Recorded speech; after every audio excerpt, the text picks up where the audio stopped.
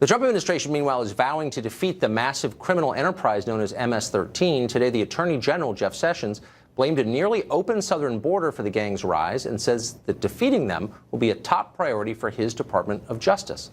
The president chimed in, tweeting this: "The weak illegal immigration policies of the Obama administration allowed bad MS-13 gangs to form in cities across the U.S. We are removing them fast." So what is the plan to beat MS-13, which is estimated to have 10,000 members in the United States? The Attorney General of the United States joins us now. Thanks a lot for coming on. Thank you, Tucker. Good to be with you. So to what extent are the immigration policies of the last couple of presidential terms tied to the rise of MS-13? There's no doubt that it had an impact because so many of these people are illegally here, and they came without proper authority and with a good lawful border. Many of them would not be here. They've sent some of the most violent people who would never have cleared a proper visa situation, a visa process.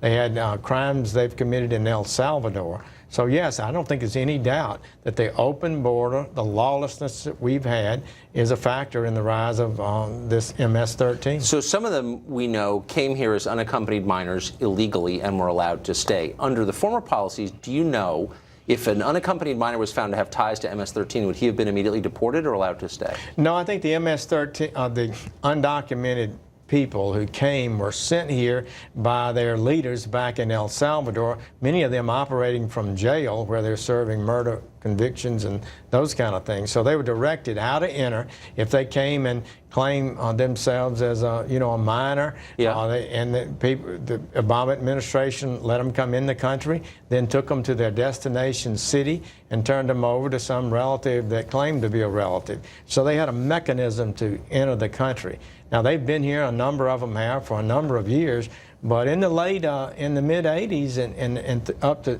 mid-90s, really 2000, about 2009, we had some real progress against them.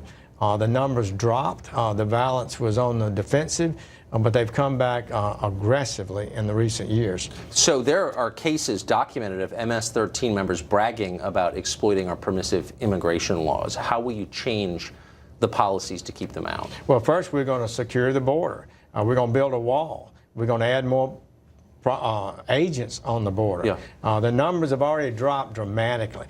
March was the lowest entrance of illegal immigrants in 17 years in this country, and that's Donald Trump's leadership.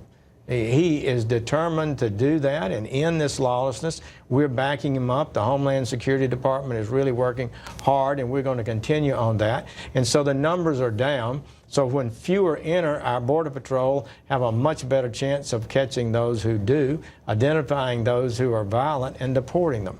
Here's what I don't understand. That seems like a pretty obvious solution that any country acting in its own interest would do.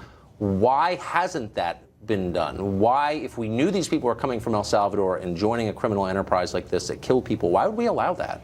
We just simply have been in denial about this whole process. We are having a lot of people come to the country who are not dangerous illegally, but a lot of them are, and these groups are, and there's been such a political defense of the entire process, defense and attack of anybody who wants to end the lawlessness. What we want to say to the world is, please come lawfully. Yes. Wait your turn, make your application, and it'll be evaluated, and if you're accepted, come. But don't come illegally. That's what the American people have a right to expect their government to do. And in the process, we can protect them from some of the violent criminals and terrorists that are coming in. So the government of El Salvador has designated MS-13 a terror organization. Would it be helpful for our government to do the same? I think so, perhaps. I believe it could qualify for that. There are rules that I guess the State Department does to establish that. But we know they're violent. We know that if we focus our prosecutorial and investigative resources, and we had a meeting today with all the top federal law enforcement officers and agencies in our government to focus on this group. And as we have cases and we work them hard, we pursue convictions, and then we deport people who are here unlawfully. We can devastate this gang. We're going after them. We are not going to allow them to take over a block, a corner of our communities and terrorize people with this violence. They use machetes. They kill children. They put children in prostitution at age 12.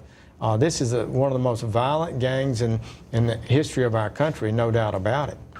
Really quickly, I want to put up a map of the spread of MS-13. They're not just in the border towns you would imagine. They're suffused through the country. How hard will it be to root this group out in all these different cities? Tucker, it's going to be hard but not impossible. These are not geniuses. They're not the top criminals, and many of them are poor criminals, actually. They're involved in the kind of activities that can be identified and they can be prosecuted. It's 40 states have MS-13 members in them. We've got 10,000 now in the country. But I believe if we stay at it, we can devastate this organization, and that's going to be our goal. You wonder when all this happened. Mr. Attorney General, thanks a lot for joining us. Thank you. Good to be with you.